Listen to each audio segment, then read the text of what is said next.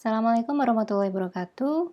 Dengan saya Indrani Nurhapsari, kali ini kita akan membahas tentang konsep proses bisnis. Salah satu cara terbaik untuk memahami kenapa sih sistem enterprise itu penting dan bagaimana sebuah perusahaan menggunakan sistem enterprise, maka kita harus terlebih dahulu memahami tentang konsep proses bisnis. Proses bisnis adalah aktivitas yang dijalankan oleh perusahaan dalam kegiatan bisnisnya sehari-hari. Di sini kita akan membahas contoh proses bisnis tentang bagaimana sebuah iPhone dipesan dan dikirimkan ke toko retail. Dan ini adalah contoh percakapan antara manajer toko retail yaitu Best Buy dengan suppliernya yaitu Apple yang dimana Best Buy ingin memesan iPhone ke Apple. Best Buy sendiri adalah salah satu toko retail terbesar di Amerika yang menjual barang-barang elektronik.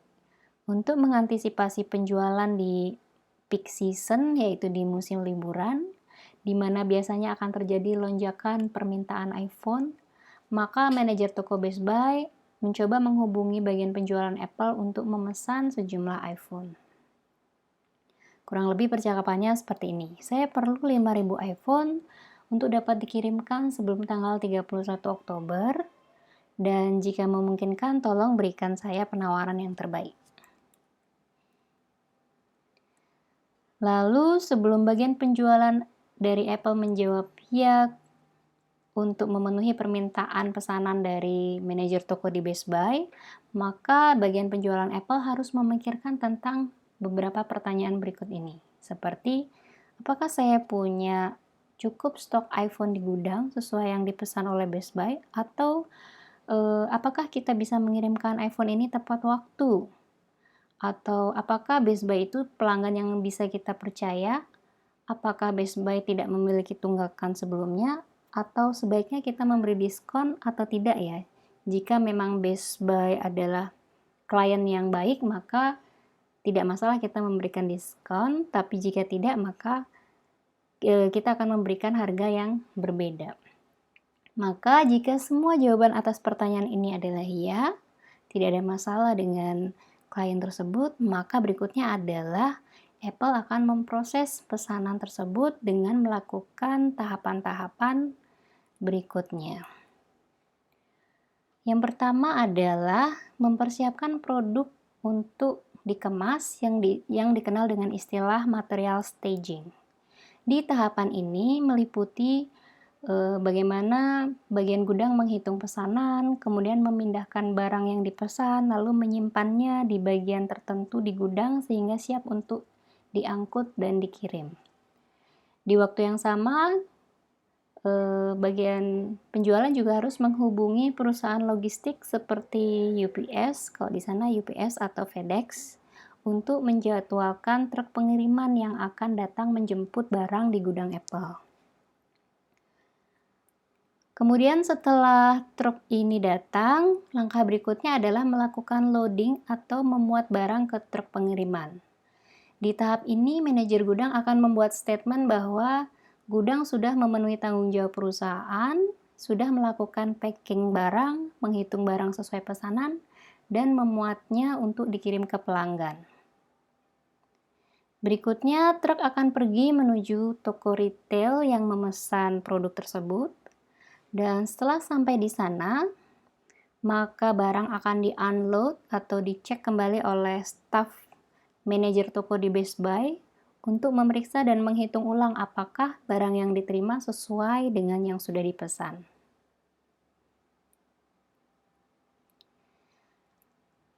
Akhirnya, setelah pemeriksaan selesai dan dinyatakan sesuai, maka manajer toko akan menghubungi bagian penjualan Apple dan memberitahu bahwa kita sudah periksa semua barang iPhone, 5.000 iPhone sudah kita terima, dan terima kasih sudah mengirimkannya tepat waktu. Dan selanjutnya pelanggan ini akan diberikan invoice atau tagihan, dan Best Buy atau pelanggan ini akan membayar seluruh pesanan yang telah diterimanya. Jadi, apa yang sudah kita bahas tadi adalah sebuah proses yang sangat sederhana yang biasa kita kenal dengan istilah order fulfillment process. Jika memungkinkan, silakan Anda coba pikirkan dan renungkan kira-kira apa saja sih fungsi bisnis yang terlibat dalam proses ini? Apa saja departemen internal yang terlibat? Apa saja departemen eksternal yang terlibat? Dan bagaimana mereka terlibat dalam proses ini? Kemudian, apakah ada sesuatu hal yang dapat berpotensi terjadi kesalahan selama proses ini berlangsung?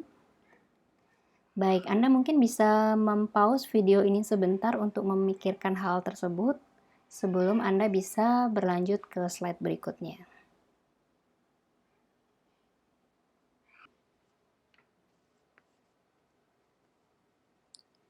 Baik, setelah Anda pikirkan siapa saja yang terlibat dalam proses order fulfillment tadi, mari kita lihat ringkasan dari aktivitas, langkah-langkah, orang-orang, serta departemen apa saja sih yang sebenarnya terlibat dalam proses yang sederhana tadi. Yang nampak di layar ini adalah sebuah diagram swim lane atau swim lane diagram. Diberi nama swim lane karena bentuknya yang menyerupai kolam renang dengan pembatas antar sekat para partisipan berenang. Pada bagian kiri menunjukkan partisipan yang terlibat dalam proses. Dalam proses order fulfillment ini, partisipan yang terlibat meliputi customer, sales, accounting, inventory management atau warehouse, dan juga logistik atau transportation. Cara membaca diagram ini kita bisa mulai dari sudut kiri atas. Kita dapat melihat bahwa pelanggan merequest order. Jadi pelanggan dari Best Buy menghubungi bagian penjualan di Apple dan membuat pesanan. Kemudian bagian penjualan akan memproses pesanan ini dengan melakukan pengecekan terlebih dahulu. Pertama, bagian penjualan akan memeriksa ke bagian accounting dan finance untuk melihat apakah Best Buy memiliki histori kredit yang baik atau tidak. Dan juga untuk memeriksa apakah sebaiknya diskon itu diberikan atau tidak untuk Best Buy. Bersamaan dengan itu, sales juga akan memeriksa ke manajer gudang untuk menanyakan apakah stok yang dipesan tersedia atau tidak. Jika jawaban keduanya ya, maka langkah selanjutnya adalah menghitung dan mengemas barang sesuai dengan jumlah yang dipesan untuk kemudian dipindahkan barangnya ke bagian tertentu di warehouse untuk siap untuk dimuat dan dikirim. Selanjutnya, bagian penjualan atau customer representative juga akan menginisiasi proses penjadwalan transportasi logistik dari perusahaan logistik seperti misalkan kalau di Amerika perusahaan logistiknya seperti UPS atau FedEx.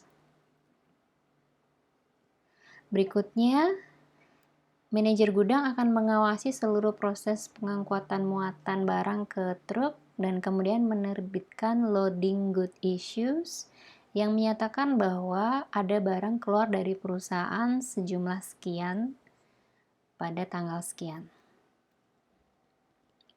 Selanjutnya, truk akan membawa produk ini menuju toko customer, yaitu Best Buy. Setelah sampai di sana, customer yaitu manajer toko Best Buy akan memeriksa dan menghitung ulang untuk memastikan kesesuaian pesanannya. Setelah semuanya dianggap selesai dan sesuai, maka customer akan diberikan tagihan dan kemudian customer akan membayar tagihan sesuai yang tertera dalam invoice tersebut. Setelah pembayaran ini selesai, maka selesailah proses order fulfillment tersebut.